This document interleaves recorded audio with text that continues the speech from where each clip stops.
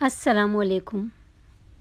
शाह हवेली में पिछले 5 दिनों से सफ़े मातम बिछा था। घर की ख़वातीन का रो रो कर बुरा हाल था। तो वही मर्द हजरात आज गांव में मौजूद जरगे की मखसूस जगह पर मौजूद थे।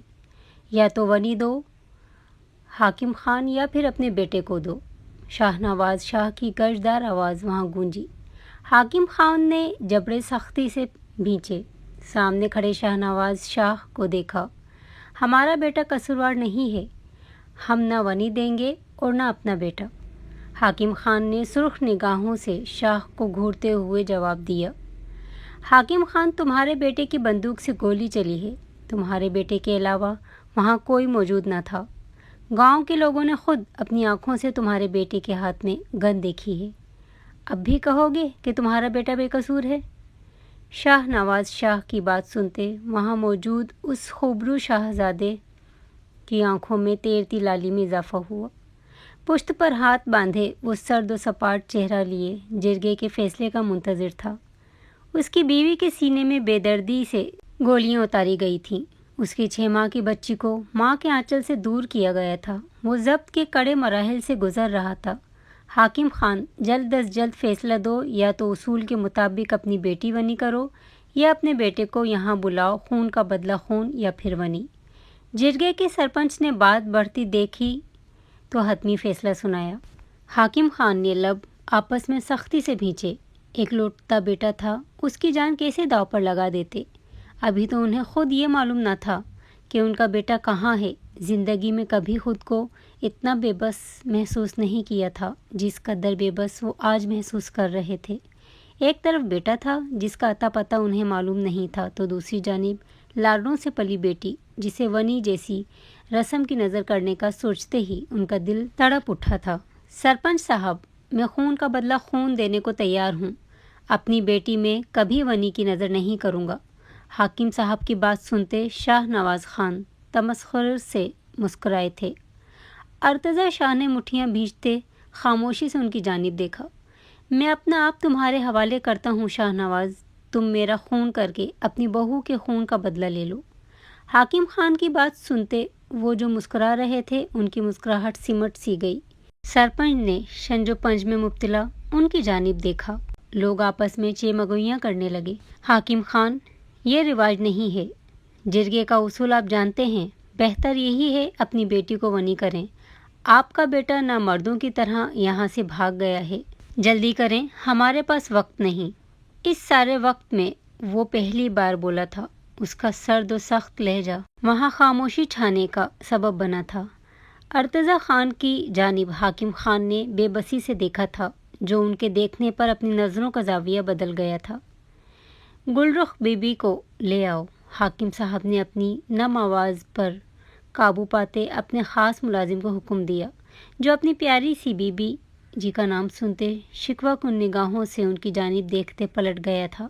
खान हवेली की जान थी गुलरुख में, और सबसे ज़्यादा चाहिए वो अपने लाला की थी, जिसकी जान बचाने की खातिर आज वो भेंट चढ़ाई जा रही थी।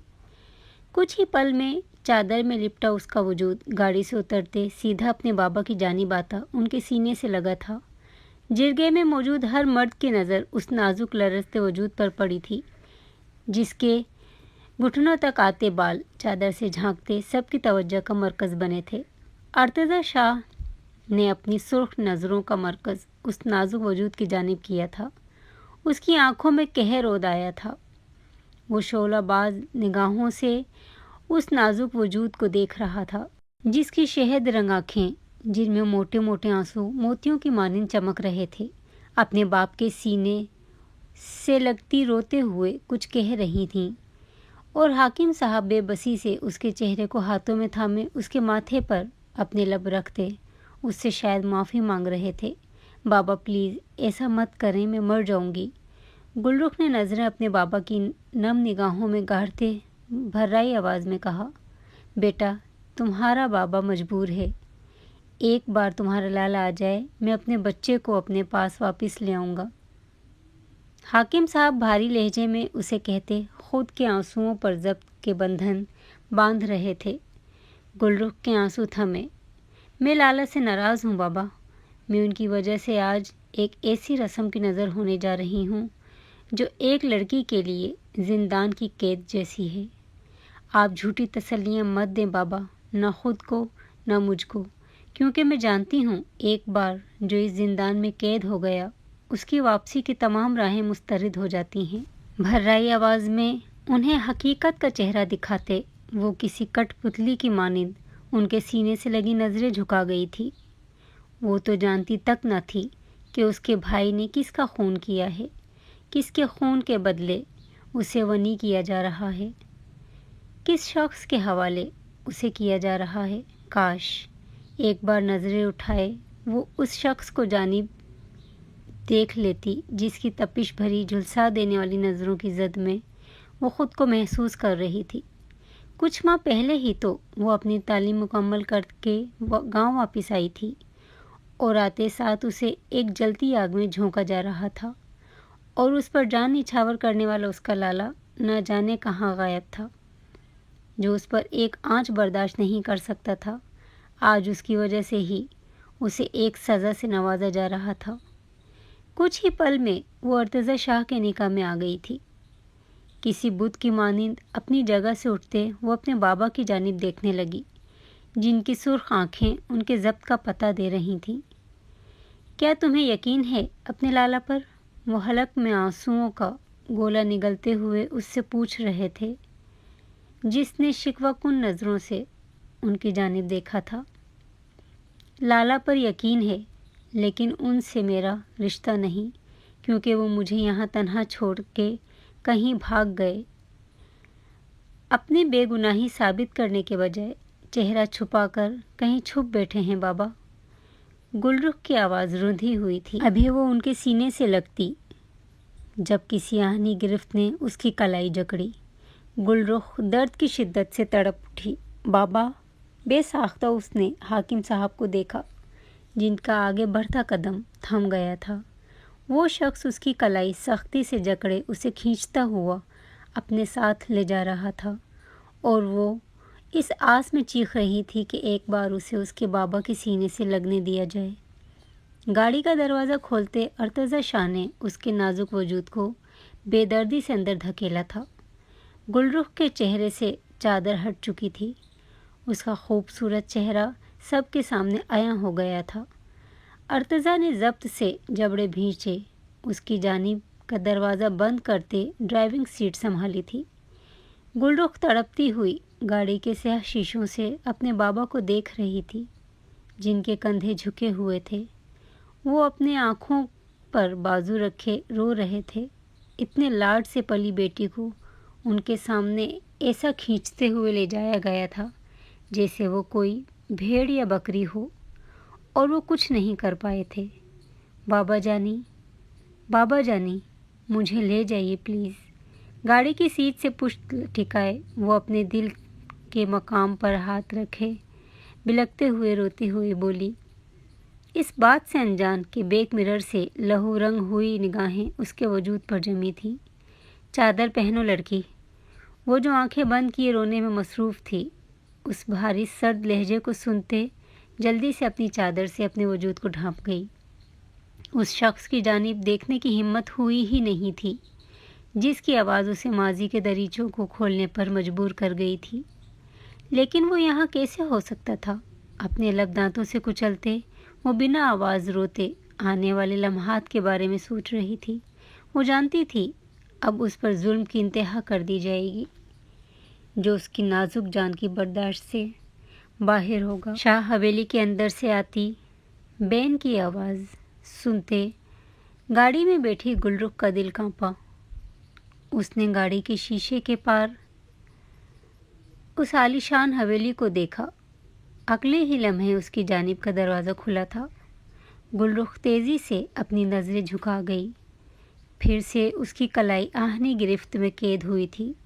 حویلی کے اندر آتے اس جابر شخص نے اس کا ہاتھ چھوڑ دیا تھا اور لمبے ڈگ بھرتے اپنے کمرے کی جانب بڑھ گیا تھا۔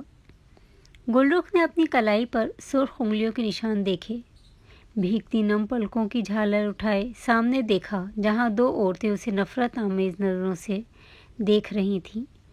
یہ ہے حاتم خان کی بہن جس نے تمہاری بیٹی اور تمہاری بہو کو چھینا ہے، یہ اب سے تمہارے حوالے۔ شاہ نواز کی بات سنتے نرمین بیگم نے نفرت سے اسے دیکھتے، اس تک آتے اس کے بال جکڑتے زمین پر دھکا دیا تھا۔ گلرخ زمین پر گری تھی، کانچ کی چوڑیاں ٹوٹ کر اس کی سفید کلائی میں گھپ سی گئی تھیں۔ اس کی چیخ بے ساختہ تھی، جو حویلی کے بند کمرے میں اپنی بچی کو گود میں اٹھائے اس شخص کی سماعتوں تک بخوبی پہنچی تھی۔ اس نے آنکھیں میچتے اپنی بچی پر گرفت مضبوط کی تھی، جو اس میں اپنی ماں کو ڈھونڈ رہی تھی۔ گلرخ ابھی زمین سے اٹھتی جب شازمہ بیگم اس تک آتے، اسے سیدھا کرتے، اس کے سرخ و سفید نرم و ملائم رخسار پر زوردار تھپڑ مار گئی تھی۔ گلرخ درد کی شدت سے پھر چیخی تھی۔ شاہ نواز خان وہاں سے نکلتے چلے گئے تھے۔ گلرخ کا ہونٹ کا کنارہ پھٹ چکا تھا۔ آج تک اس کے بابا نے اس پر ہاتھ نہیں اٹھایا تھا، اسے ہمیشہ ہاتھ کا چھالا بنائے رکھا تھا۔ یہاں سب اس پر ایسے ٹوٹ پڑے تھے جیسے وہ کوئی مردہ ہو جو درد جیسے احساس سے ناآشنا ہو۔ وہ لبوں پر قفل لگائے ان کے زوردار تھپڑوں اور ٹھوکروں کو برداشت کر رہی تھی، جبکہ وقتاً فوقتاً وہ ضبط کھوتے چیخ اٹھتی تھی اور اس کی دلسوز چیخیں کسی کے دل پر چابک جیسا وار کر جاتی تھیں۔ بس کر جاؤ، اماں کیا جان لو گی اس کی؟ بدلہ لینا ہے تو اس کے بھائی سے لو، اس پر کیوں ظلم ڈھا رہی ہو؟ نفیسہ جو اپنے بچے کو سلاتے اب نیچے آئی تھی، گلرخ کے نیم بے ہوش وجود کو دیکھتے زوردار آواز کے ساتھ کہتے ہوئے اس تک آتے اسے ان دونوں جابر عورتوں سے بچا گئی۔ اس کا بھائی تو بغیرتوں کی طرح کہیں جا چھپا ہے، ونی میں آئی ہے یہ لڑکی، اسے ونی کی طرح سے سلوک کیا جائے۔ نفیسہ تم مت بولو بیچ میں کچھ، اس کی وجہ سے میری بیٹی مجھے چھوڑ کر چلی گئی، میری نواسی اپنی ماں کے آنچل سے محروم ہو گئی۔ شازمہ بیگم کا بس نہیں چل رہا تھا، گلرخ کی سانسیں سینے سے کھینچ لیں۔ وہ اسے مارنے کے لیے آگے بڑھ رہی تھی جب نفیسہ نے ان کا ہاتھ روکا۔ اماں، آپ ہی کی موت ایسے ہی لکھی تھی، ان کی زندگی اتنی ہی تھی، خدا را رحم کھائیں، موت کا گھر ہے، یہاں تماشا مت کریں۔ نفیسہ نے ان کا ہاتھ جھٹکتے سرد لہجے میں کہتے ملازمہ کو بلایا تھا، جس نے بھاگتے ہوئے اس کی جانب آتے گلرخ کے وجود کو سہارا دیا تھا۔ گلرخ نے تشکر بھری نظروں سے نفیسہ کی جانب دیکھا، جس نے اس کے چہرے پر آئے بالوں کو پیچھے کرتے اس کے زخمی گال کو دیکھتے اپنی ماں اور تائی کو کوسا تھا، جنہوں نے ظلم کی ہر حد پار کر دی تھی۔ کیا بدتمیزی ہے یہ! ارتضی شاہ 6 مہینے کی دعا کو کاٹ میں لٹا رہا تھا جب دھڑام سے دروازہ کھلنے کی آواز پر گرجا۔ سامنے نفیسہ کو دیکھتے اس نے لب سختی سے بھینچے۔ کیا کر دیا ہے آپ نے یہ سب؟ مجھے آپ سے امید نہیں تھی بھائی۔ نفیسہ نفی میں سر ہلاتے ہوئے شکوہ کن لہجے میں بولی، کیا کر دیا ہے میں نے؟ دعا کے اوپر چھوٹا سا کمفرٹر ڈالے وہ سنجیدگی سے گویا ہوا، جبکہ اچھی طرح واقف تھا کہ وہ کس بارے میں بات کر رہی ہے۔ آپ بھی اپنے بھائی کی طرح بن گئے ہیں، جس کے لیے عورت پر ہاتھ اٹھانا معمولی سی بات ہے۔ آپ ایک جیتی جاگتی انسان کو اس گھر میں باندی بنا کر لے آئے ہیں۔ آپ کی سماعتوں نے اس کی چیخیں تو سنی ہی ہوں گی، اسے بے دردی سے مارا جا رہا تھا بھائی، اور یہ وہی لڑکی تھی میرے خیال سے جس پر آپ ایک آنچ نہیں برداشت کر پاتے تھے، جسے ذرا سی چوٹ پہنچانے کی پاداش میں آپ نے اپنے آپ کو سزا دی تھی۔ نفیسہ جیسے اس کے سارے زخم ادھیڑ گئی تھی۔ اس نے لہو رنگ آنکھیں لیے اس کی جانب دیکھا۔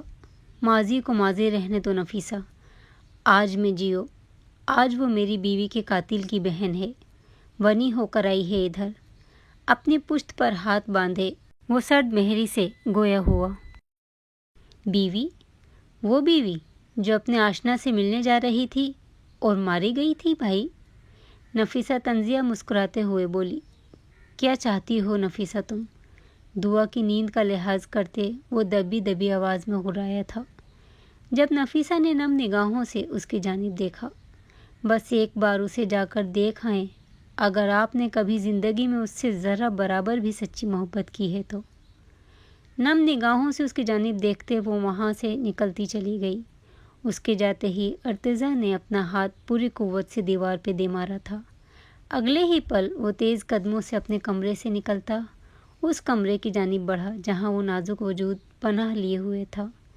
گل رخ جو اپنا چہرہ گھٹنوں میں چھپائے گھٹی گھٹی سسکیاں بھر رہی تھی، دروازہ کھلنے کی آواز اور پھر بھاری قدموں کی دھمک اپنی جانب بڑھتی محسوس کرتے خوف سے کانپتی اپنے گھٹنوں سے منہ اٹھاتے آنے والے شخص کی جانب دیکھا اور اگلے ہی پل اسے یوں لگا جیسے حویلی کی چھت اس پر آن گری ہو۔ رضا، تم؟ بے یقینی سے اس کی جانب دیکھتے وہ گویا ہوئی، جبکہ ارتضیٰ خان اس کے سرخ نیل زدہ گال کو دیکھتے اپنی مٹھیاں سختی سے بھینچ گیا تھا۔ گل رخ نے نفی میں سر ہلایا جیسے یقین نہ کرنا چاہتی ہو اس بات پر جس بات کی گواہی اس کا دماغ اسے دے رہا تھا۔ تم مجھے ونی میں لے کر آئے ہو؟ گل رخ نے آنسوؤں کا گولا نگلتے اٹکتی آواز میں اس سے پوچھا۔ اسے کوئی جواب نہ دیتے دیکھ وہ اپنے ہاتھوں کی مٹھیاں بھینچے خود بیچ میں موجود چادر قدموں کے فاصلے کو ختم کرتے اس کے قریب آن کھڑی ہوئی۔ بے وفائی تو خوب مہارت سے کی تھی، میں نہیں جانتی تھی تم میں صفاقی بھی موجود ہے۔ تم اس قدر صفاق بھی ہو سکتے ہو کہ ایک عورت ذات سے بدلہ لوگے۔ آنکھوں سے بہہ جانے والے آنسو یکدم اس شخص کی بے وفائی یاد آتے سوکھ چکے تھے۔ مقابل کی آنکھوں میں آنکھیں گاڑے وہ لفظ با لفظ پر زور دیتے بولی۔ ارتضیٰ خان نے لب سختی سے بھینچے، اس کی آنکھوں میں ٹوٹے خوابوں کی کیچیاں دیکھیں۔ صفاق تو تمہارا بھائی بھی ہے جو نامردوں کی طرح چھپ بیٹھا ہے اور اپنی بہن کو بھیٹ چڑھا دیا ہے۔ اس کے چہرے پر جھکتے وہ سرد لہجے میں اس کے الفاظ اسے لوٹا رہا تھا۔ گل رخ نے دانت پر دانت جمائے اس شخص کی جانب دیکھا جس کی آنکھوں میں اسے ڈھونڈنے سے بھی پشیمانی نظر نہیں آئی۔ میرا بھائی نامرد نہیں ہے، وہ بے قصور ہے، بہت جلد آئے گا، اپنی بے گناہی ثابت کرے گا۔ وہ اپنے بھائی کے لیے ایسے لفظ سنتے وہ آپے سے باہر ہوتے۔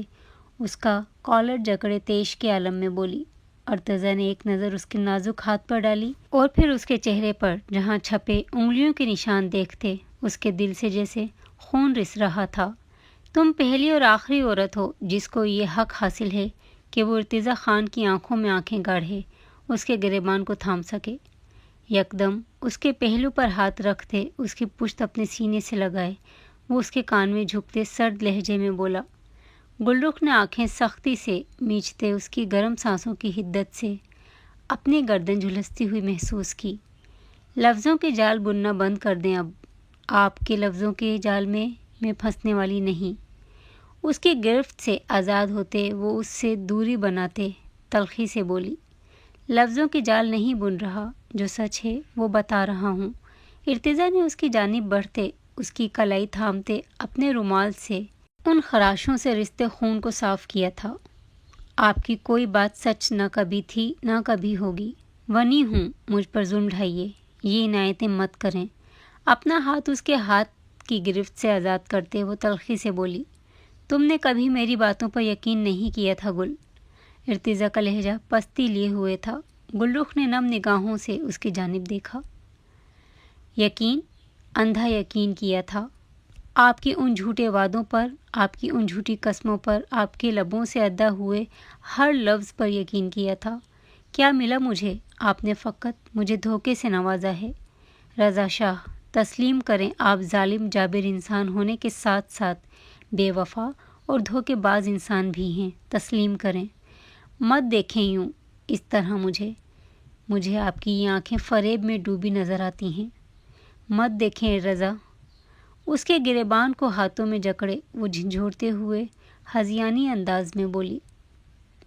ارتضیٰ نے ضبط سے اس کی جانب دیکھا۔ یہ دوائی لگا لینا، وہ واپس اپنے خول میں قید ہوتے سخت لہجے میں کہتا پلٹا۔ جب گل رخ نے دوائی اٹھاتے اس کی پشت پر دے ماری۔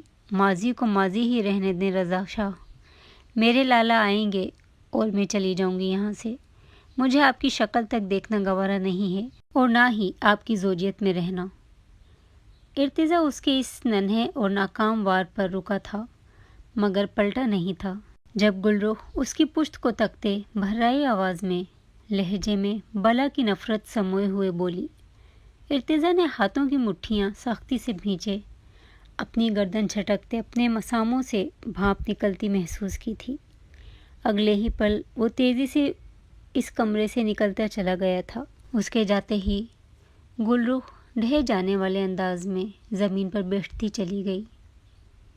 ماضی: آپ کب اپنے گھر بات کر رہے ہیں رضا؟ سفید یونیفارم میں مربوس گلرخ چادر میں لپٹی اپنے سامنے کھڑے اس وجاہت کے شاہکار وجیہہ مرد کو دیکھتے مسکراتے ہوئے بولی، جو اس کے ہاتھ کی انگلیوں سے کھیلنے میں مصروف تھا۔ ابھی یونیورسٹی کی چھٹیاں ہوتے ہی میں گاؤں جا کر بابا سے بات کروں گا، پھر تمہارے گھر رشتہ بھیجتے شان سے اپنے نام کرنے آؤں گا تمہیں۔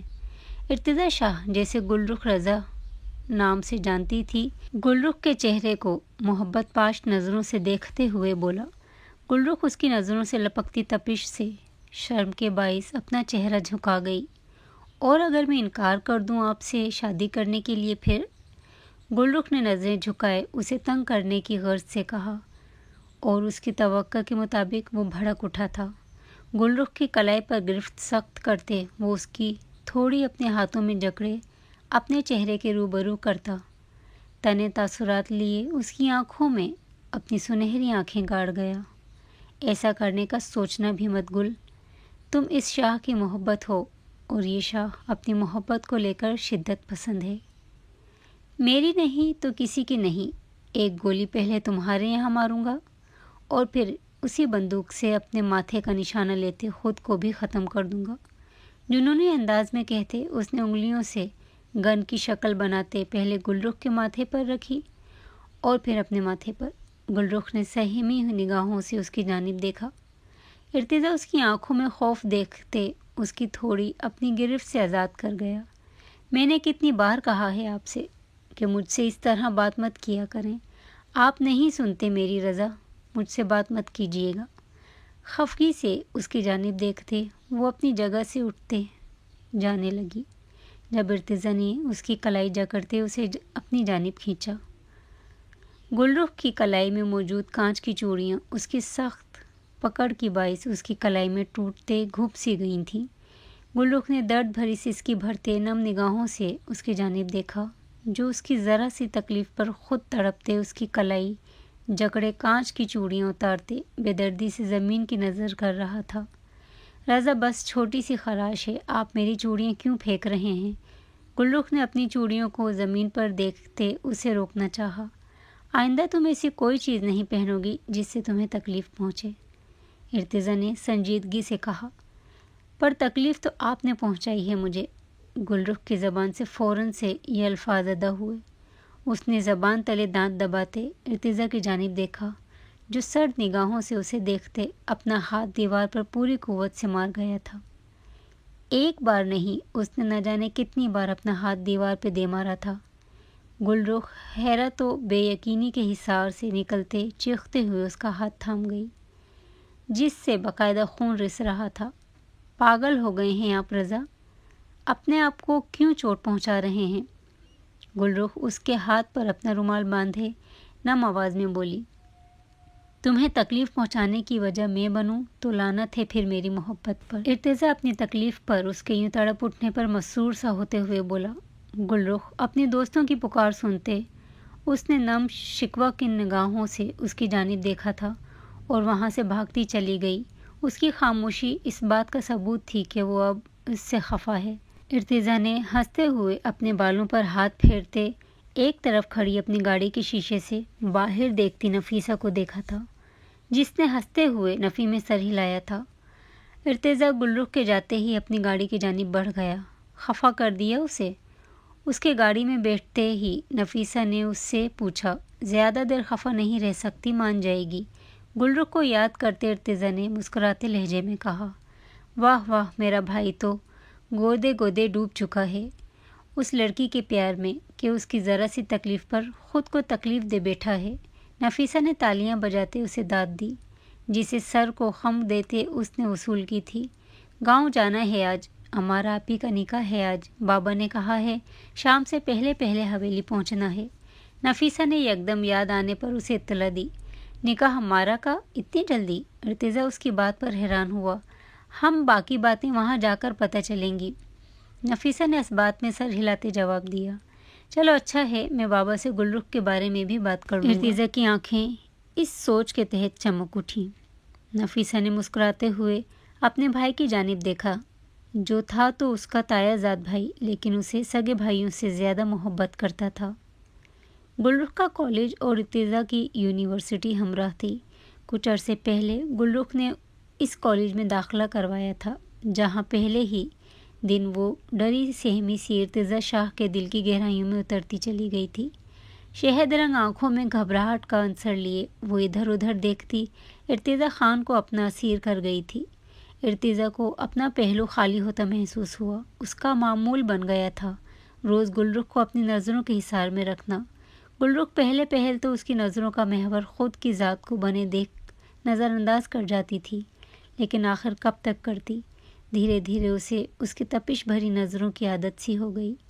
ارتضیٰ نے دیدار کے بعد اپنا قدم دوسری منزل کی جانب بڑھانا چاہا، جب اسے آگے سے نو لفٹ کا بورڈ ہری جھنڈی دکھاتا ہوا محسوس ہوا، لیکن اس نے بھی کوششیں نہیں چھوڑیں۔ وہ گل رخ سے بات کرنے کا کوئی موقع ہاتھ سے نہیں جانے دیتا تھا۔ دونوں میں بات چیت بڑھی۔ ارتضیٰ کی جانب سے تو محبت کا آغاز ہو چکا تھا۔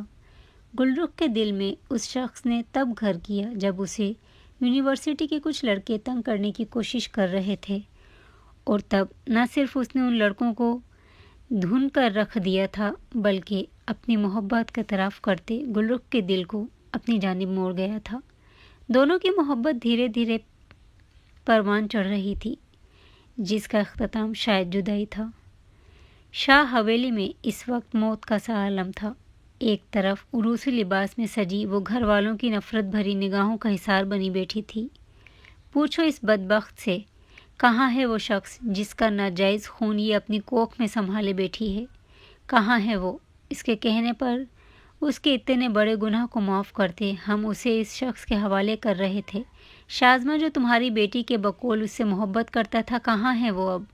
مہمان اور خاندان والے جو اس قدر جلد نکاح پر پہلے ہی مجھے شک بھری نظروں سے دیکھ رہے تھے، وہ تھوکتے ہوئے گئے ہیں مجھ پر۔ رب نواز شاہ نے نفرت آمیز نگاہوں سے امارہ کے ہچکولے کھاتے وجود کو دیکھتے گرجتے ہوئے کہا۔ نفیسہ ایک طرف کھڑی اپنے آنسوؤں پر بند باندھ رہی تھی، جبکہ ارتضیٰ سنجیدگی سے سینے پر ہاتھ باندھے کھڑا یہ سب دیکھ رہا تھا۔ بابا مجھے معاف کر دیں، میری غلطی نہیں ہے، اس نے مجھے اپنے جال میں پھنسایا تھا، بابا پلیز مجھے معاف کر دیں۔ لرزتا وجود لیے وہ شدت سے روتے ہوئے ان سے معافی مانگ رہی تھی۔ کیسے معاف کر دوں تمہیں اب کون اپنائے گا؟ صرف بدنامی کا سیاہ دھبا بن کر رہ گئی ہو تم شاہ خاندان میں۔ کہاں سے لاؤں ایسا لڑکا جو تمہیں تمہاری اس ناجائز اولاد کے ساتھ قبول کرے؟ اس سے بہتر ہے کہ تم مر جاؤ، یہ اٹھاؤ گن اور ختم کر لو خود کو۔ بے تاثر لہجے میں غراتے ہوئے وہ کہتے ہوئے اس کی جانب اپنی گن پھینک گئے۔ فرش پر بیٹھی امارہ نے گن اپنے ہاتھوں میں تھامی۔ شازمہ بیگم کا دل اچھل کر حلق میں آیا۔ انہوں نے بہتی نگاہوں سے رب نواز شاہ کی طرف دیکھتے ایک نظر ایک کونے میں کھڑے ارتضیٰ پر ڈالی۔ رک جاؤ امارہ، اور بولی، نواز صاحب ہے لڑکا، وہ کر لے گا شادی، اپنی بیٹی کے ہاتھ سے گن چھینتے بلند آواز میں کہتے ارتضیٰ کی جانب بڑھی تھی۔ ارتضیٰ نے انہیں اپنی جانب بڑھتے دیکھ نفی میں سر ہلایا۔ رب نواز شاہ نے شاہ نواز شاہ کی جانب دیکھا۔ نرمین بیگم خاموشی سے یہ سب دیکھ رہی تھیں۔ نہیں چاچی، ارتضیٰ نے ان کے قریب آنے پر دھیمی آواز میں نفی میں سر ہلایا تھا، لیکن ان کا اگلا قدم اسے پتھر کا بت بنا گیا تھا۔ وہ اس کے پیروں میں جھکتی اس کی پیروں پر ہاتھ رکھتے اسے بہتے نگاہوں سے دیکھ رہی تھیں۔ پلیز بیٹا، میری بچی کو اپنا لو، تم ہی ایک آس بچی ہو میری، گود اجڑ جائے گی بیٹا، میری خالی جھولی بھر دو، اسے اپنا لو بیٹا، میری گود اجڑنے سے بچا لو بیٹا، میں تمہارے پاؤں پڑتی ہوں۔ اولاد کی محبت انسان کو کس کس در پر لے آتی ہے۔ وہ بے بس اپنی اولاد کی زندگی کے لیے خود سے رتبے اور عمر دونوں میں چھوٹی شخص کے پیروں میں گری اس سے اپنی بچی کی زندگی مانگ رہی تھیں، جبکہ ساکھ نگاہوں سے ان کی جانب دیکھ رہا تھا۔ دل دہائیاں دے رہا تھا کہ آپ کی گود اجڑنے سے بچانے کی خاطر اس کی محبت اجڑ جائے گی، لیکن ضمیر اس ماں کو اپنے پیروں میں گرے دیکھ ملامت کر رہا تھا، اور پھر اس نے اپنے دل کی دہائیوں کو نظر انداز کرتے اس ماں کی گود اجڑنے سے بچانے کی خاطر اپنی محبت اجاڑ دی تھی۔ نفیسہ کے آنسو بے ساختہ آنکھوں سے بہہ نکلے۔ عمارہ بھی شدت سے رو دی۔ اس نے جھک کر شازمہ بیگم کو اپنے پیروں سے اٹھاتے محض اس بات میں سر ہلایا تھا، اور کچھ ہی پل بعد گلرخ کی جگہ عمارہ اس کی زوجیت میں آتے اس کے کمرے میں موجود تھی۔ یہ شادی جیسے ہوئی آپ جانتی ہیں، پلیز مجھ سے کوئی اور امید مت رکھیے گا عمارہ۔ میں آپ کے بچے کو تسلیم کرنے کو تیار ہوں، لیکن اپنا آپ کے حوالے نہیں کر سکتا، نہ ہی آپ کو اپنا بنا سکتا ہوں۔ میرے دل میں کوئی اور بستی ہے جس سے میں آج بے وفائی کر چکا ہوں۔ کمرے میں آتے ایک نظر عمارہ پر ڈالے، سنجیدگی سے کہتے۔ وہ بیڈ کے کونے میں لیٹتے گلرخ کو یاد کرتے اپنی نم آنکھیں صاف کر گیا، جبکہ عمارہ بھی بیڈ کے دوسرے کنارے پر ٹکی اپنے آنسو بار بار صاف کر رہی تھی۔ محبت صحیح انسان سے ہو جائے تو زندگی جنت بن جاتی ہے، اور اگر غلط انسان سے ہو جائے تو زندگی جہنم سے بدتر ہو جاتی ہے۔ اس کی ایک غلطی کی وجہ سے ایک معصوم جان پر ناجائز کا دھبہ لگ گیا تھا۔ ایک شخص اپنی محبت سے دور ہو گیا تھا۔ پشیمانی ہی پشیمانی تھی اس کے چاروں طرف۔ دن سست روی سے گزرتے رہے۔ ارتضیٰ محض گاؤں کا ہو کر رہ گیا۔ شہر جا کر اس کا سامنا کرنے کی ہمت نہیں ہوئی تھی، تو دوسری جانب گلرخ پر جیسے ساتوں آسمان آن گرے تھے۔ یقین کرنا مشکل تھا کہ محبت کا دعوے دار بے وفائی کر گیا ہے۔ ارتضیٰ کو یونیورسٹی نہ آتا دیکھ اس نے اس کے دوست سے اس کے بابت پوچھنا چاہا۔ آگے سے جو خبر اسے دی گئی وہ اس نازک جان کو اذیت کے بھنور میں جھونک گئی تھی۔ اسے یقین نہیں آ رہا تھا کہ واقعی وہ شخص دغا باز تھا۔ یقین تو تب ہوا جب اس کی اپنی بیوی کے ہمراہ ایک تصویر میں دیکھا۔ محبت کا مینار دھڑ دھڑ کر کے ٹوٹا تھا۔ اب تو کوئی شک بچا ہی نہیں تھا کہ وہ شخص واقعی بے وفائی کر گیا ہے۔ اس کے سارے وعدے، ساری قسمیں جھوٹی تھیں۔ ایک ہفتہ وہ ہاسٹل میں بیمار رہی تھی۔ اس شخص کی بے وفائی نے اسے اس قدر توڑ دیا تھا کہ وہ خود کو جوڑ نہیں پا رہی تھی۔ 3 ماہ کے اذیت دہ سفر کے بعد وہ جیسے اپنی منزل کو پہنچی تھی۔ وہ شخص اب بھی اس کی یادوں میں زندہ تھا، لیکن ایک بے وفا بن کر۔ اس نے اپنا کالج بدل لیا تھا۔ وہ اس شخص سے جڑی ہر چیز سے دور چلے جانا چاہتی تھی، اس بات سے انجان کہ آنا اس نے اس شخص کے پاس ہی ہے۔ عمارہ نے ایک پیاری سی بچی کو جنم دیا تھا، جس کے آنے سے سب سے زیادہ خوش ارتضیٰ تھا۔ اس نے بچے کا نام دعا رکھا تھا، جبکہ شاہ نواز شاہ اور رب نواز شاہ کے لیے وہ ناجائز ہی تھی۔ عمارہ کی حرکت کے سبب نفیسہ کا کالج جانا بند ہو گیا تھا۔ وہ ارتضیٰ کے بڑے بھائی مصطفیٰ کے نکاح میں تھی، اور اسے مصطفیٰ کے ہمراہ رخصت کر دیا گیا تھا، جو اسے عمارہ کی طرح بد کردار سمجھ کر اس پر ہاتھ اٹھاتا، اس پر اپنی وحشت انڈیلتا، اسے ہر روز اذیت و تکلیف سے نوازتا تھا، اور وہ خاموشی سے اس کا ہر درد سہ جاتی تھی۔ گزرتے وقت نے ارتضیٰ کے ذہن نے گلرخ کو ایک پل کے لیے بھی اپنی یادداشت سے نہیں مٹایا تھا۔ وہ آج بھی پہلے روز کی مانند اس کے دل اور دماغ میں زندہ تھی، لیکن اس نے عمارہ کو معاف کرتے اسے اس کا حق دے دیا تھا۔ وہ اس کی حق تلفی کر کے اس کا گناہ گار نہیں بننا چاہتا تھا۔ یہ بھی معمول کا دن تھا جب عمارہ کا فون بجا۔ اپنے فون پر آئے پیغام کو دیکھتے اس کا رنگ لٹھے کی مانند سفید پڑا تھا۔ اس کی پیشانی عرق آلود ہوئی۔ ایک نظر اپنے ساتھ بیٹھی ماں اور تائی پر ڈالتے وہ اپنے کمرے کی جانب بڑھ گئی۔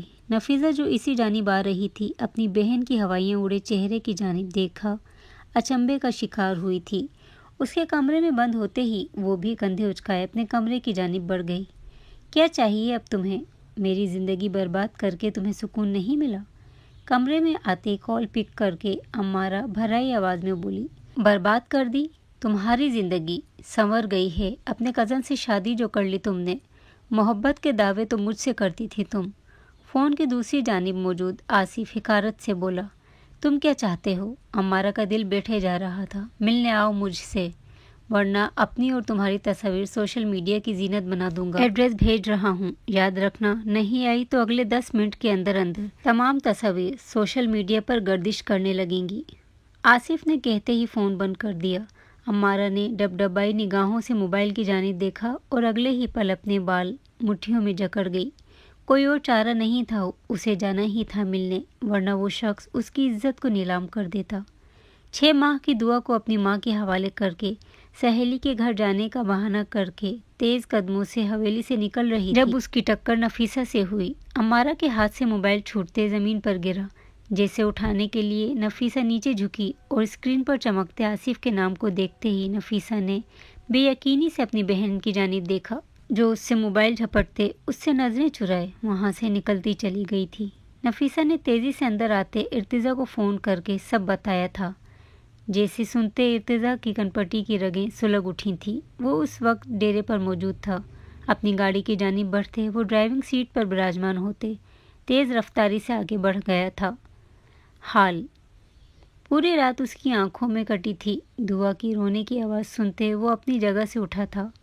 اس کے فیڈر کو خالی دیکھتے وہ دعا کو گود میں اٹھائے کمرے سے باہر کچن کی جانب بڑھا۔ کچن سے آتی آوازوں کو سنتے ارتضیٰ کے ماتھے پر بل پڑے تھے۔ کچن میں داخل ہوتے اتنی ٹھنڈ میں اسے دوپٹے سے ندار بالوں کا جوڑا بنائے برتن دھوتے دیکھ ارتضیٰ کے حواس بھننا اٹھے تھے۔ رات کے آخری پہر جب سب خواب و خرگوش کے مزے لوٹ رہے تھے، وہ برتن دھو رہی تھی۔ کیا کر رہی ہو اس وقت تم یہاں؟ وہ جو رونے کا شغل فرماتے برتن دھو رہی تھی، ارتضیٰ کی بات سنتے اپنی جگہ سے 2 فٹ اوپر اچھلتے پلٹتے اسے دیکھنے لگی۔ ارتضیٰ اس کی بھیگی آنکھیں اور سرخ ناک دیکھ کر جبڑے بھیج گیا۔ یقیناً اسے سردی لگ رہی تھی۔ برتن دھو رہی ہوں، سنجیدگی سے جواب دیتے اس نے ایک نظر اس کی گود میں موجود اس بچی پر ڈالی۔ سینے میں کچھ چھن سے ٹوٹا تھا۔ اس کی آنکھوں سے بہتے آنسوؤں میں اضافہ ہوا۔ ارتضیٰ اس کی نظروں کا مرکز دعا کو بنی دیکھتے جیسے اس کی بہتی نگاہوں سے اندر تک جھانک گیا تھا۔ وہ کیا سوچ رہی تھی وہ جان گیا تھا۔ جاؤ سو جاؤ، ضرورت نہیں ہے یہ کام کرنے کی۔ ارتضیٰ کا لہجہ حتمیہ تھا۔ آپ کی والدہ کہہ کر گئی ہیں اگر میں نے سارے برتن نہیں دھوئے تو وہ میرے بال کاٹ دیں گی، اور مجھے میرے بال بہت پیارے ہیں۔ بھرائی آواز میں پر لاکھ قابو پانے کی کوشش کی تھی لیکن کر نہیں پائی تھی۔ اس کی جان اٹکتی تھی اپنے بالوں پر۔ ارتضیٰ اپنی آنکھیں ضبط سے میچ کر کھول گیا۔ یہ کیوں رو رہی ہے؟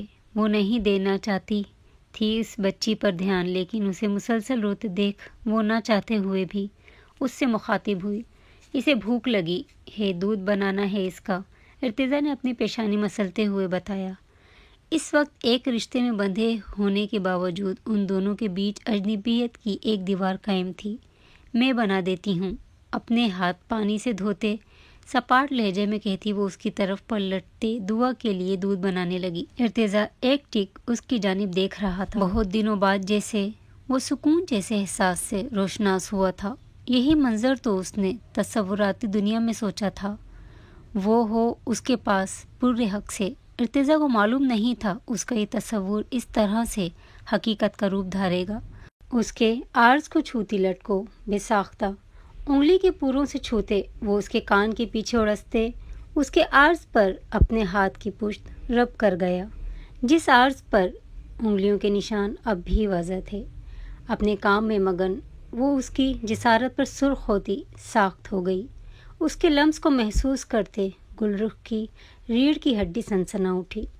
اس نے ارتضیٰ کی جانب دیکھا جس کی آنکھوں سے جذباتوں کی لپک سے اسے اپنا وجود جلدا محسوس ہوا تھا۔ وہ اس کا ہاتھ جھٹک گئی۔ ارتضیٰ کے ماتھے پر بل پڑے۔ دور رہ مجھ سے جتنا ہو سکتا ہے رضا شاہ۔ اس سے دوری بناتے وہ فیڈر دعا کے لبوں سے لگا گئی، جس نے اپنے ہاتھوں سے فیڈر تھامتے خود پینا شروع کر دیا تھا۔ گلرخ اس کی حرکت پر مسکرا گئی، لیکن جلد ہی اس کی یہ مسکان سمٹ سی گئی۔ کیوں دور رہوں میں تم سے؟ گلرخ کی کلائی جکڑے اسے اپنے بے حد نزدیک کرتے وہ اس کے چہرے پر اپنی سلگتی سانسیں چھوڑتے ہرایا۔ گلرخ نے اس کا سرد چہرہ دیکھتے ہوئے تھوک نگلا۔ کیونکہ میں ونی ہوں۔ گلرخ نے ہمت نہ ہارتے ہوئے اس کی آنکھوں میں آنکھیں ڈالے جواب دیا۔ بیوی ہو میری، نکاح کیا ہے تم سے، زوجیت میں آئی ہو۔ جب چاہے جیسے چاہوں جہاں چاہے تمہیں چھو سکتا ہوں اور تم روک نہیں سکتی مجھے۔ میرا حق لینے سے؟ اس کے جواب پر اس کا چہرہ تن اٹھا تھا۔ سرد لہجے میں اسے باور کرایا کہ وہ اس پر حق رکھتا ہے، اور کر ہی کیا سکتے ہیں؟ پہلے بے وفائی، پھر صفاقی اور درندگی، بس زبردستی ہی رہ گئی تھی، وہ بھی کر لیجیے گا۔ میرے دل میں موجود نفرت بھی بتدریج بڑھتی چلی جائے گی۔ اپنی کلائی آزاد کروانے کی صحیح کرتے وہ دانت پیستے ہوئے بولی۔ جب وہ اپنا ہاتھ اس کی پشت سے گزارتے ضبط کھوتے، اس کے لبوں کو اپنی گرفت میں لیتے، اسے زبردستی کا صحیح مطلب بتا گیا تھا۔ وہ ایک ہاتھ سے اس پر گرفت اس قدر مضبوط کیا ہوا تھا کہ گلرخ لاکھ مزاحمت کے باوجود اس کی گرفت سے نکلنے سے قاصر تھی۔ اسے اپنی سانسیں ٹوٹتی ہوئی محسوس ہو رہی تھیں۔ اس کے سینے پر وار کرتے اس نے اس سے آزادی لینی چاہی۔ جب وہ اس کی بند ہوتی سانسوں کا خیال کرتے، اس کی گردن پر جھکتے گہرا سانس اس کی سندلی سی مہک میں بھرتے، اس کی گردن پر اپنے دانت گاڑ گیا۔ گلرخ جو گہرے سانس بھرتے اپنی سانسیں بحال کر رہی تھی، ارتضا کی اس جسارت پر سر سے پاؤں تک کانپ اٹھی تھی۔ زبردستی اور حق کا مطلب تفصیل سے بتاؤں گا، ابھی میرے اس عمل سے جان لو کہ تم میری بیوی ہو اور میں تم پر حق رکھتا ہوں۔ اس کا گال تھپ تھپاتے ہوئے وہ اس کے عرض پر اپنے لب رکھتے دعا کو لیتے ہوئے کچن سے نکلنے لگا۔ جب کچھ یاد آنے پر وہ پلٹا اور اس کا ہاتھ تھامے اسے لیے آگے بڑھا۔ کہاں لے جا رہے ہیں مجھے؟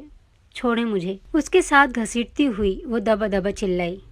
بیوی شوہر کے کمرے میں اچھی لگتی ہے، چاہے غنی ہو کر آئے، چاہے شان سے بیاہ کر۔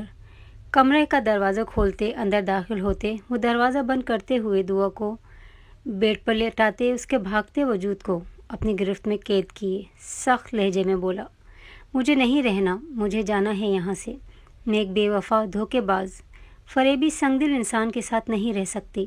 مجھے آپ کے گھر والوں کی مار قبول ہے، لیکن آپ کے ساتھ ایک کمرے میں موجودگی نہیں۔ اپنے پہلو پر دھرے اس کے ہاتھوں پر اپنے ناخن گاڑتے وہ جھٹپٹاتی ہوئی بولی، اگر اب تم نے ذرا سی بھی مزاحمت کی یا یہاں سے بھاگنے کی کوشش کی تو اسی وقت تم سے اپنا حق وصول کر لوں گا، اور یقین کرو میں رحم نہیں کھاؤں گا، پھر چاہے تم اسے زیادتی بولو یا زبردستی۔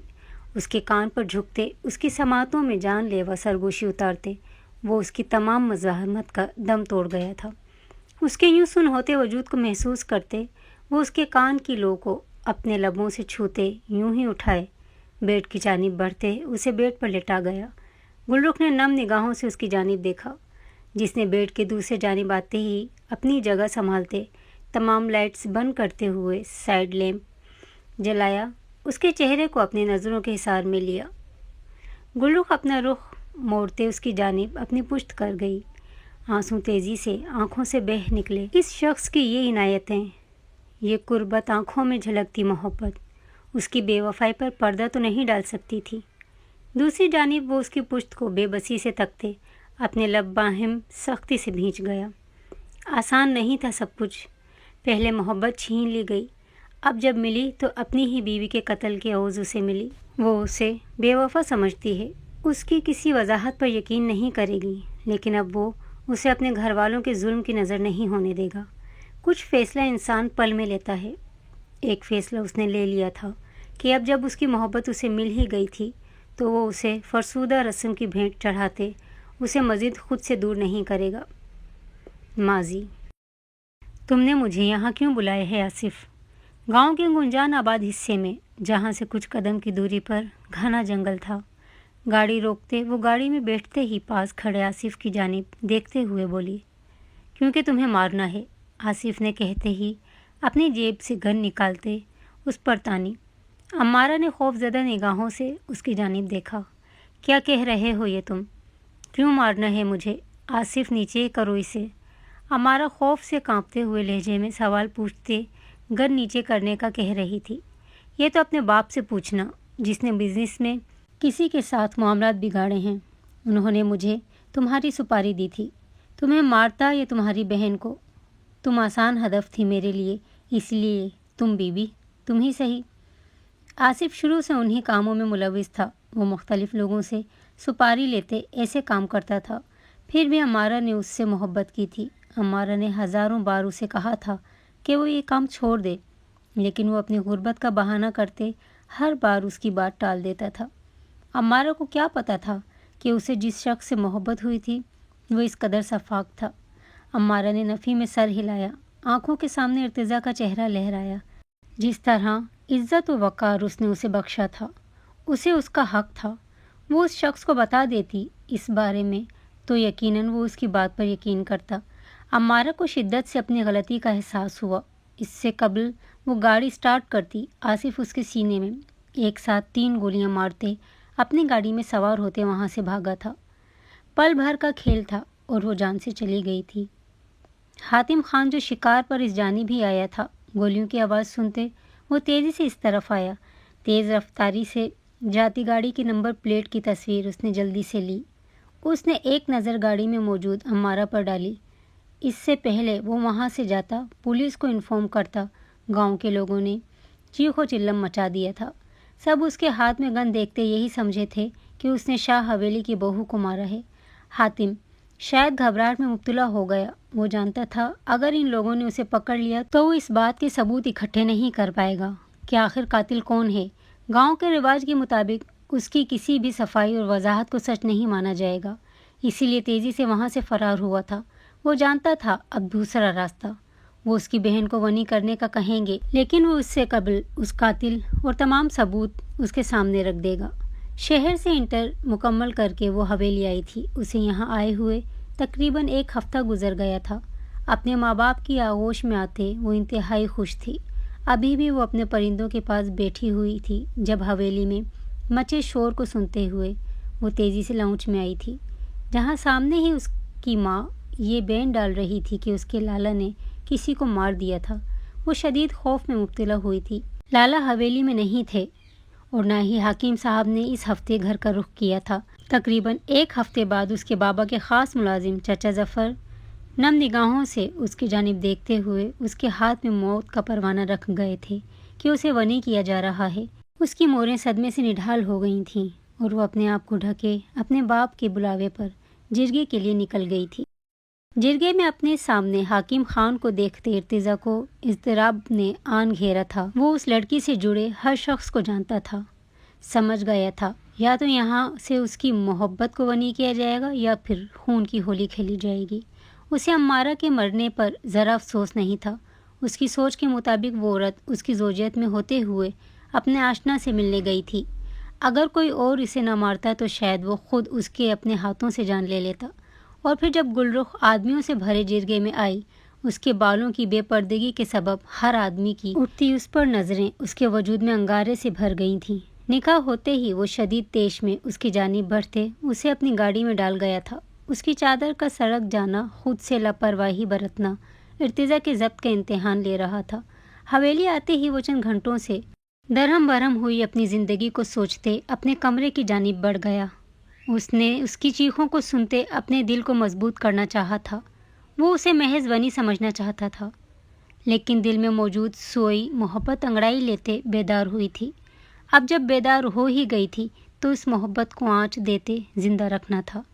دوسری جانب شہر میں موجود آصف کے بارے میں معلومات حاصل کرتے حاتم کو جب یہ بات معلوم ہوئی تھی کہ اس کی بہن کو ونی کر دیا گیا ہے، وہ بے بسی کی انتہا پر پہنچتے فقط خود پر ضبط کے کڑے پہرے بٹھا گیا تھا۔ اسے اب جلد از جلد آصف کے بارے میں معلوم کرنا تھا۔ حال اپنے اوپر ٹھنڈا ٹھار پانی گرتے محسوس کرتے وہ ہڑبڑاتے ہوئے اٹھ بیٹھی۔ اپنے چہرے پر ہاتھ پھیرتے اس نے سمجھنے کی کوشش کی کہ اس کے ساتھ ہوا کیا ہے۔ جب اسے کچھ سمجھنے کا موقع دیے بنا شازمہ بیگم اس کی بال گدی سے جکڑے اسے بیڈ سے کھڑا کر گئی۔ تیری اتنی ہمت، تو میری بیٹی کی جگہ لے۔ ہمت کیسے ہوئی اس کی جگہ پر اس کے شوہر کے پہلو میں سونے کی، کوشش کرنے کی؟ اس کمرے میں آئی کیسے تو؟ انتہائی حقارت سے کہتے ہوئے وہ اس کے عارض پر تھپڑ مار گئی۔ گلرخ کے حواس جھنجھنا اٹھے، آنسو متواتر آنکھوں سے بہہ نکلے۔ وہ میرے شوہر ہیں۔ اب نہ جانے کہاں سے اتنی ہمت آئی تھی کہ وہ انہیں جواب دے بیٹھی اور اپنے لیے مشکل کھڑی کر بیٹھی۔ شازمہ بیگم تیش سے پاگل ہوتی ہوئی اس کے عارض پر در تھپڑ مارتے، اس کے چیخنے چلانے گڑ گڑاہٹ کو نظر انداز کرتی اسے لیے لاؤنج میں آئیں۔ اسے فرش پر پھینکتے وہ گہرے سانس بھرنے لگیں۔ فرش پر گری گلرخ ہچکیاں بھرتے ہوئے زوردار آواز کے ساتھ رونے لگی۔ جاؤ کینچی لاؤ، اس کے بال کاٹتے، اس کی خوبصورتی میں کمی کرو، میرے داماد کو پھنسانا چاہتی ہے اپنی خوبصورتی کے جال میں۔ شازمہ بیگم نے ملازمہ کو کینچی لانے کا کہتے ہوئے اس کے وجود پر ٹھوکر ماری تھی، جو دوپٹے سے ندار، بے پردہ، یوں سب کے سامنے اپنے آپ کو حد درجہ بے بس محسوس کر رہی تھی۔ اس نے نفی میں سر ہلایا۔ پلیز مت کریں، رحم کھائیے۔ گڑ گڑاتے ہوئے وہ ان سے فریاد کرتی، انہیں روکنے کی کوشش کر رہی تھی، جب شازمہ بیگم اس کے بال گدے سے جکڑے نفرت آمیز نظروں سے اسے دیکھنے لگی۔ اس سے قبل وہ اس کے بال کاٹتی، نفیسہ چیختی ہوئی ان تک آتے ان کے ہاتھ سے کینچی تھام گئی۔ پاگل ہو گئی ہیں کیا آپ؟ اماں، آپ کیا کرنا چاہ رہی تھی؟ آپ خدا کو مانیں، رحم کھائیں۔ روز اپنی بیٹی کو پٹتے دیکھتی ہیں، تڑپتے دیکھتی ہیں، پھر بھی مظلوم پر ظلم کرتے میرے لیے عذاب بنا رہی ہیں۔ مکافات عمل سے ڈریں اماں، ڈریں، ہوش میں آ جائیں، پاگل مت بنیں۔ گل رخ کے وجود کو اپنے سینے سے لگائے وہ روتے ہوئے بولی۔ تنگ آ گئی تھی اپنی ماں کو اس طرح دیکھتے ہوئے۔ اس کی ماں اپنی بیٹی کی جدائی میں ذہنی توازن کھو بیٹھی تھی۔ تم اس کی طرفداری کر رہی ہو جو تمہاری بہن کی جگہ لینے کی کوشش کر رہی تھی۔ یہ تمہاری بہن کے حق پر ڈاکہ ڈال رہی تھی۔ شازمہ بیگم بیٹی کے یوں گل کی طرف داری کرنے پر بھڑک اٹھی۔ آپی کی جگہ یہ نہیں چھین رہی، اس کی جگہ آپی نے چھینی تھی۔ آپ نے آپی کو زبردستی بھائی پر تھوپا تھا۔ بیٹی کے ہر عیب پر پردہ نہیں ڈالتے اماں، جہاں وہ غلط ہو، جہاں وہ اپنی عزت کے ساتھ گھر کی عزت بھی خراب کر دینے والے راستے پر گامزن ہو جائے، اسی وقت بیٹی کے قدموں میں بیڑیاں ڈال دینی چاہیے۔ اس کے ہر عیب کو چھپانا نہیں چاہیے۔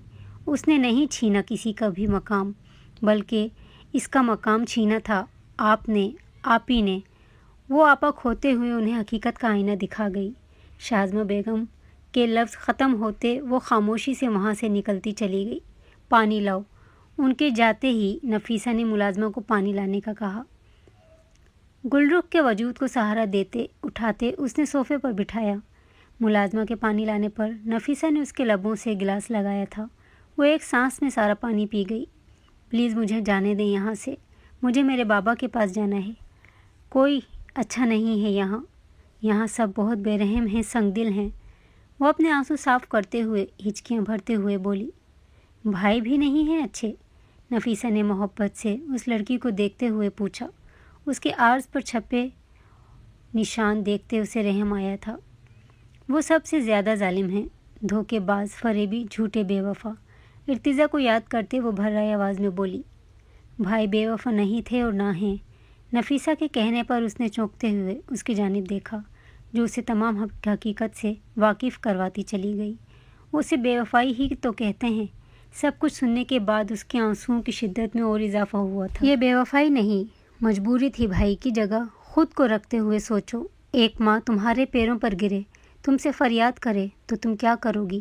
محبت کو چنو گی یا اس ماں کے خالی دامن کو بھر دو گی؟ نفیسہ نے اس سے سوال پوچھا جس کا جواب شاید وہی تھا جو ارتضیٰ نے کیا۔ گل رخ اپنا چہرہ جھکا گئی۔ تمہیں پتہ ہے، بھائی صبح جاتے وقت سب کو یہ بات بتا گئے تھے کہ تم ان کی پہلی اور آخری محبت ہو، تم ونی نہیں ان کی بیوی ہو، اور اب اس حویلی کے ہر فرد پر لازم ہے تمہاری عزت کرنا، تمہیں وہی مقام دینا جو ان کی بیوی کا ہے، ورنہ وہ اپنی بیوی اور اپنی بچی کو لیتے ہم سب سے دور چلے جائیں گے۔ نفیسہ نے اس پر ایک اور انکشاف کیا۔ وہ بے یقینی کے سمندر میں غوطہ زن ہوئی۔ اس نے بے یقینی سے نفیسہ کی جانب دیکھا جو اسبات میں سر ہلا گئی۔ پورچ میں گاڑی کے ٹائر چڑچڑانے کی آواز سنتے ہوئے ان دونوں نے داخلی دروازے کی جانب دیکھا، جہاں سے تیز قدم اٹھاتا وہ اس تک آتے، گھٹنوں کے بل بیٹھتے ہوئے، اس کے عارض پر ہاتھ رکھتے ہوئے، انگلیوں کے نشان دیکھتے ہوئے اپنے جبڑے سختی سے بھینچ گیا۔ گل رخ ایک ٹک اس شخص کے چہرے پر پھیلے اضطراب کو دیکھ رہی تھی جو اب اس کے بالوں کو چھوتے ہوئے دیکھ رہا تھا کہ کہیں اس کے بال کاٹے تو نہیں۔ اس نے ملازمہ کو سختی سے حکم دیا تھا کہ اس کے جانے کے بعد حویلی میں کچھ بھی ہو وہ اسے فوراً خبر دے۔ ملازمہ کی کال پر یہ سنتے کہ چاچی اسے مارتے ہوئے اس کے بال کاٹ رہی ہیں، وہ جس قدر رش ڈرائیونگ کرتے یہاں پہنچا تھا یہ وہی جانتا تھا۔ گل رخ ایک ٹک اس خوبرو شخص کی جانب دیکھ رہی تھی جو سیاہ شلوار قمیض میں ملبوس، آستینے کوہنیوں تک موڑے، سنہری آنکھوں میں محبت، فکر سموئے اس کی جانب دیکھ رہا تھا۔ دوپٹہ کہاں ہے تمہارا؟ اسے بنا دوپٹے دیکھتے وہ سخت لہجے میں کہتے، اسے ہوش میں لاپٹک گیا، اندر رہ گیا، بھرائی آواز میں جواب دیا۔ ارتضیٰ نے لب بھینچے، اسے ایک جھٹکے میں اپنے بازو میں اٹھایا۔ گل نفیسہ کے سامنے اس کی اس حرکت پر سرخ انگارہ بنی مزاحمت کرنے لگی۔ جب ارتضیٰ نے اسے گھور کر دیکھا، نفیسہ مسکراہٹ ضبط کرتے ان دونوں کو دیکھنے لگی۔ دعا امی کے پاس ہے نفیسہ، اسے تم سنبھال لینا، انتہائی بے باکی کا مظاہرہ کرتے وہ نفیسہ سے کہتے ہوئے اسے اپنے کمرے کی جانب لے کر بڑھا۔ کیا بدتمیزی ہے یہ، اتاریں مجھے۔ کمرے میں آتے ہی وہ اس کی گرفت سے نکلنے کی صحیح کرتے ہوئے چیختے ہوئے بولی۔ خاموش، بالکل۔ ارتضیٰ نے اسے بیڈ پر لٹاتے اس پر حاوی ہوتے ہوئے سرد لہجے میں اسے ڈپٹا۔ گلرخ نے خاموش نگاہوں سے اسے دیکھا۔ اسے دیکھتے دیکھتے کب آنسو اس کی آنکھوں سے بہہ نکلے اسے پتہ ہی نہیں چلا۔ اتنے سارے آنسو آخر کہاں سے آتے ہیں تمہارے پاس؟ اس کے چہرے پر جھکتے ہوئے اس کے آنسو اپنے لبوں سے چونتے اس نے گمبھیر لہجے میں کہا، رضا، مجھے نفیسہ آپی نے بتا دیا آپ کی شادی۔ وہ اپنے چہرے پر رقص کرتے اس کے بالوں کی تپش زدہ لمس کی بدولت گہری سانسیں بھرتے ہوئے بولنے لگی۔ جب ارتضیٰ نے اس کے باقی الفاظ اپنے لبوں سے چنے، گل نے اپنی آنکھیں بند کرتے ہوئے اس کے سلگتے لمس کو برداشت کیا۔ اس کی سانسوں کو آزادی بخشتے وہ اس کے عارض پر اپنے رب رکھتے، جیسے اس کے ہر درد کا مداوع کر رہا تھا، اس کے زخموں پر مرہم رکھ رہا تھا۔ ابھی کچھ مت کہنا، اچھا ہے تم سچائی سے واقف ہو گئی ہو۔ اب مجھے میری محبت کو اپنے نام کرنے دو کہ اس وصل کے لیے میں تڑپا ہوں۔ تمہیں پانے کی تڑپ میری رگ رگ میں بس چکی ہے، خمار زدہ لہجے میں کہتے ہوئے وہ اس کی سانسوں پر ایک بار پھر قابض ہوتا اس کے وجود میں گم ہوتا چلا گیا۔ گلرخ بھی اپنی ہر مزاحمت تک کرتے اپنے آپ اسے سونپ گئی۔ خان حویلی کے باہر ہوتے شور و غل نے خان حویلی کے مکینوں کی نیند بھگ سے اڑائی تھی۔ وہ جو گل کو اپنے حصار میں قید لیے کافی عرصے بعد گہری نیند سویا تھا، شور نے اس کی نیند میں خلل ڈالا۔ گلرخ بھی بیدار ہوتے ہوئے ایک نظر اس کی جانب دیکھتے ہوئے اس سے اپنی نظریں پھیر گئی تھی۔ اس کی قربت میں رنگی، اس کی خوشبو میں بسی وہ ارتضیٰ کو انتہائی خوبصورت لگ رہی تھی۔ ارتضیٰ کا دل تھا اس کے حسن کو سراہے، لیکن باہر کے بڑھتے شور نے اس کا موڈ غارت کیا۔ لیٹی رہنا ایسے ہی، میں آ رہا ہوں، خبردار جو یہاں سے اٹھی۔ گلرخ کو بیڈ سے اٹھتا دیکھ وہ اسے وارن کرنے والے انداز میں کہتا اپنا کرتا پہنے باہر کی جانب بڑھا۔ گل کیوں اس کی بات سنتی؟ تجسس کھائے جا رہا تھا کہ آخر باہر ایسا کیا ہے۔ سلیقے سے دوپٹہ اوڑھے وہ بھی کمرے سے باہر نکلی۔ شاہ نواز شاہ، ارتضیٰ شاہ، باہر آؤ۔ اپنے کمرے سے باہر نکلتے اس نے ارتضیٰ کی گھوریوں کو نظر انداز کیا تھا۔ جب اپنے لالا کی آواز سنتے وہ سب چیزوں کو پیچھے چھوڑتے ہوئے ننگے پاؤں باہر بھاگی۔ لالا، حویلی کے وسیع لون میں اپنے لالا کو دیکھتے ہوئے وہ بھاگتے ہوئے اس کے سینے کا حصہ بنی۔ لالا کی جان، حاتم اسے اپنے سینے میں بھینچے محبت سے بولا۔ اس کے ساتھ حاکم صاحب بھی موجود تھے، پولیس کے کچھ افسران اور ہاتھوں میں ہتھکڑیاں پہنا آصف بھی۔ ارتضیٰ اور باقی حویلی کے مکین بھی باہر آئے۔ جب حاتم نے ارتضیٰ شاہ کی جانب دیکھا، تمہاری بیوی کا اصل قاتل یہ رہا، یہ رہے تمام ثبوت، تمہارے چچا کے بزنس رائولوں نے قتل کروایا تھا، اسے بھی پولیس ڈھونڈ رہی تھی۔ فائل اس کی جانب پھینکتے حاتم سرد لہجے میں بولا۔ وہاں موجود ہر فرد کی آنکھوں میں بے یقینی بھرا تاثر ابھرا۔ اس بات سے فقط نفیسہ اور ارتضیٰ واقف تھے کہ وہ آصف سے ملنے گئی تھی، لیکن اب آصف کے بتانے پر کہ اس نے زبردستی بلایا تھا، وہیں ان دونوں کو اپنی سوچ پر شرمندگی کے ساتھ ساتھ آصف پر شدید تاؤ بھی آیا تھا۔ سب کچھ تمہارے سامنے ہے، اب آزاد کرو میری بہن کو، طلاق دو اسے۔ اپنے لالا کی بات سنتے ہوئے ارتضیٰ کی قربت کے رنگ اس کے چہرے سے ہٹتے چلے گئے، اس کا رنگ متغیر ہوا، جبکہ ارتضیٰ کو لگا گویا پگھلا ہوا سیسا اس کے کانوں میں ڈول دیا ہو۔ حاکم صاحب خاموشی سے کھڑے جواب سننا چاہتے تھے ارتضیٰ کا، جو اس کی آنکھیں دے بھی رہی تھیں۔ ارتضیٰ نے اپنی مٹھیاں کس کر بھینچیں، ماتھے اور گردن کی رگیں پھول اٹھیں۔ تمہاری بہن میری بیوی ہے، آزادی صرف میری موت کی صورت میں اسے مجھ سے ملے گی، اسی لیے تیاریاں شروع کرو اپنی حویلی جا کر، اپنی بیوی کو میں شان سے لینے آؤں گا۔ ارتضیٰ نے ایک ایک لفظ اس انداز میں ادا کیے تھے جیسے اس کے دانتوں کے بیچ میں حاتم کی گردن ہو۔ حاتم نے ارتضیٰ کی بات سنتے ہی اپنی بہن کی جانب دیکھا، جس کی لرزتی پلکیں، سرخ عارض چہرے پر چھائی شرم و حیا اسے بہت کچھ سوچنے پر مجبور کر گئی تھی، اور اپنے بابا کی جانب جنہوں نے اس بات میں سر ہلایا تھا۔ ٹھیک ہے، میں تیار ہوں، آج آنا جمعے کو اپنی بیوی لینے، حاتم نے فیصلہ سنایا۔ گل کے لبوں پر مسکان نے اپنی جگہ بنائی۔ پولیس آصف کو لیے وہاں سے پہلے ہی چلی گئی تھی۔ گل نے خود کو ارتضیٰ کی نظروں کے حصار میں محسوس کرتے ہوئے نظریں اٹھائیں، اس کی جانب دیکھا۔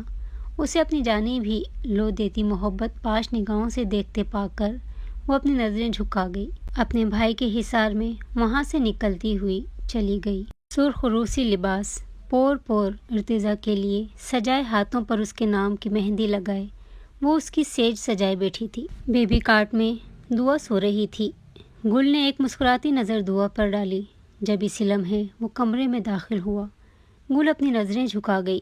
ارتضیٰ کی والدہ نرمین بیگم، اس کے والد شاہ نواز شاہ، غرض یہ کہ حویلی کے ہر فرد نے اس سے معافی مانگی تھی اپنے برے رویے کی۔ اس نے خلوص دل سے سب کو معاف کیا تھا، ساری زندگی ان کے ساتھ بتانی تھی، دل میں رنج و ہراس لے کر زندگی نہیں گزر سکتی تھی۔ شازمہ بیگم خوش تو نہ تھیں، لیکن انہوں نے کوئی بدمزگی نہیں پھیلائی تھی۔ ارتضیٰ اپنی شیروانی تن سے جدا کرتے خمار بھری نظروں سے اس کے سراپے کو دیکھتے ہوئے اس کے قریب جا بیٹھا، اس کا ہاتھ تھامتے ہوئے اپنے لبوں سے لگایا۔ جانتی ہو، اس لمحے کے لیے میں نے کتنا انتظار کیا ہے۔ تم سرخ لباس میں میرے لیے شرمایا گھبرایا روپ لیے بیٹھی ہو، اور میں تمہارے ہر نقش کی تعریف کرتے ہوئے، تمہیں سراہتے ہوئے اپنے لمس سے تمہیں بتاؤں میں تم سے کس قدر محبت کرتا ہوں۔ گمبھیر لہجے میں کی گئی بے باکی بھری بات سنتے ہوئے گل کے کانوں سے دھواں نکلا تھا۔ گل، میں نے کبھی نہیں سوچا تھا کہ تم مجھے واپس مل جاؤ گی۔ مجھے لگا میں نے تمہیں ہمیشہ کے لیے کھو دیا ہے۔ تم سے جدا ہونے کے بعد میں نے ایک ایک لمحہ اذیت سے گزارا ہے۔ یوں سمجھو زندگی جی نہیں رہا تھا، کاٹ رہا تھا۔ تم سے جدا ہونے کے بعد میں نے جانا محبوب کی جدائی جان لیوا ہوتی ہے۔ ارتضیٰ کے لہجے میں تڑپ بول رہی تھی۔ گل کے ہاتھ پر اس کی گرفت سخت ہوئی۔ بس کریں ارتضیٰ، ماضی یاد نہیں کریں، جو ہو گیا سو ہو گیا۔ آنے والے وقت پر دھیان دیں، جو پل ہمارے درمیان ہیں، جس میں ہم جی رہے ہیں، ان پر دھیان دیں۔ دیکھیں، آپ نے اپنا وعدہ نبھایا ہے، آپ پوری شان سے مجھے رخصت کر کے لائے ہیں۔ ارتضیٰ کے قریب ہوتے ہوئے اس کے سینے پر سر رکھ کر وہ محبت سے بولی، ہاں، بس اب ایک کام رہ گیا ہے۔ ارتضیٰ نے اس کے گرد حصار باندھا۔ کیا؟ ہنوز اس کے سینے پر سر رکھے وہ مستفسر ہوئی۔ دعا کا بھائی لانا ہے، یہی کام رہ گیا۔ فیملی تھوڑی بڑی ہی اچھی لگتی ہے نا، میں، تم اور ہمارے 2 بچے۔ اسے لیے بیڈ پر دراز ہوتے وہ اس پر کالی گھٹا سا چھاتے اسے اپنے حصار میں قید کرتے ہوئے اسے اپنے لمس کی برسات میں بھگونے لگا۔ کھڑکی سے جھانکتا چاند ان کے ملن کا گواہ بننے بادلوں کی اوٹ میں چھپ گیا۔ محترم ویورز، آپ نے میری پچھلی سٹوری بہت پسند کی، اس کے لیے بہت بہت شکریہ۔ اس بار بھی سپورٹ فرمائیے۔